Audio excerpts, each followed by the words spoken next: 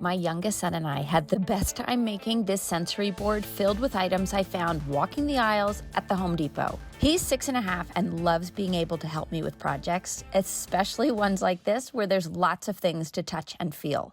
We are going to do a project and we're going to make something that is for all of your senses. Do you know what your senses are, your 5 senses?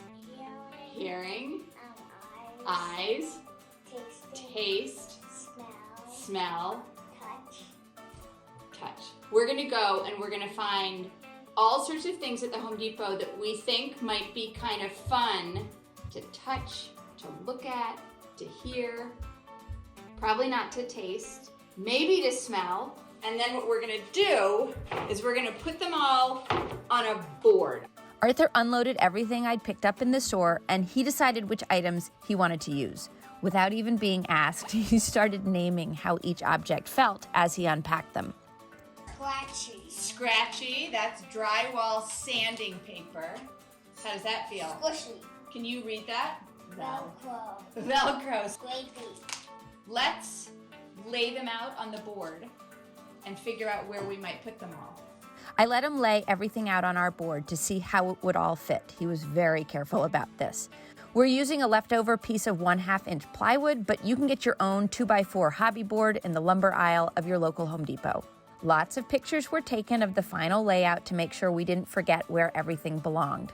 I wanted to add some color to our sensory board to help it feel more visually cohesive, so I quickly used a ruler to outline each area of the board. With painter's tape, I taped off each section, sealed the edges, and Arthur helped me paint. I was using all the blue and green leftover paint samples I had in my workshop, so this is latex paint, but any kind of craft paint would totally work. Whenever I do projects with my kids, I try to let them be in charge of as many decisions as possible. Arthur was in charge of choosing which paint colors went in which square, and he had to make sure that the same color wasn't next to each other anywhere on the board, and he took this very seriously. A blue brush for blue paint. Luckily, this paint dries pretty fast, so I was able to use yellow delicate painter's tape, which is meant for newly painted surfaces, to immediately keep going and tape off the rest of our squares.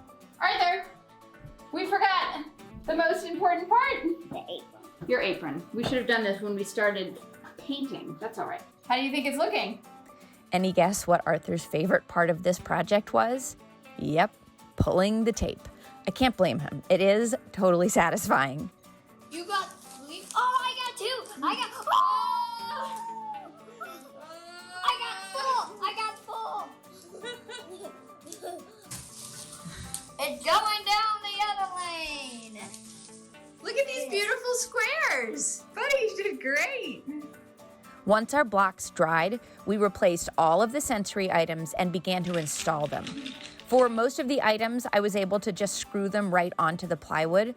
Obviously, make sure you're using screws that are shorter than the depth of your material so that they don't poke out underneath the board.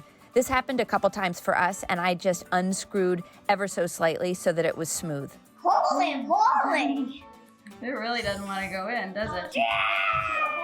We used wood glue for some of the items, and others were already adhesive and seemed to stick pretty well. My favorite part about this project, aside from being able to make something with my son, was watching him interact with each item as we attached it to the board.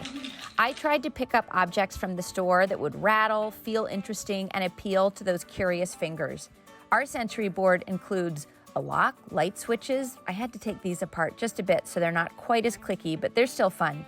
Washers and screws, a scrub brush and a scrubby sponge, reflector strips, zip ties, cabinet knobs, LED puck lights, hinges, curtain rings, tassels, Velcro, wooden plugs and dowels, rubber bumpers, a carpet sample, sandpaper, paint brushes, rug pad, rope, and probably more.